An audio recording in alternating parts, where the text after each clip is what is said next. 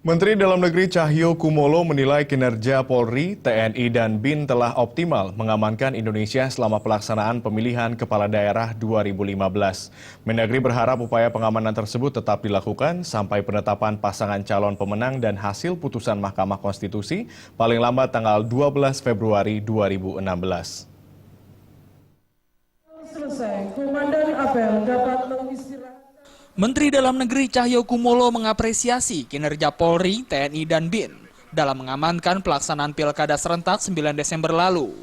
Namun menurut Mendagri, tugas Polri, TNI, dan BIN belum selesai karena masih ada sidang gugatan sengketa Pilkada yang akan berlangsung di Mahkamah Konstitusi atau MK.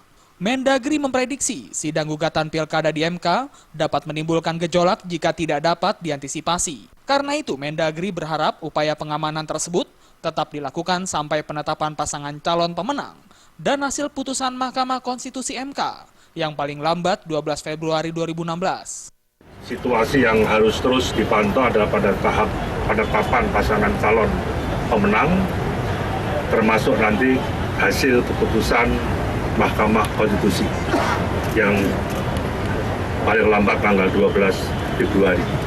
Saya yakin kepolisian, BIN, dan TNI sudah melakukan deteksi dini untuk bisa mengantisipasi masalah-masalah yang berkaitan dengan masalah-masalah politik. Majelis Hakim Mahkamah Konstitusi MK akan memulai menyidangkan sengketa Pilkada per 7 Januari 2016 dengan masa sidang selama 45 hari kerja.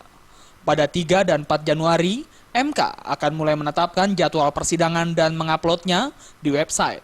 Dengan demikian, pihak berperkara bisa memantau jadwal persidangan masing-masing. Hingga tanggal 23 Desember 2016, sudah ada 100 lebih gugatan yang masuk ke MK. Dari Jakarta, Zikri Amin melaporkan.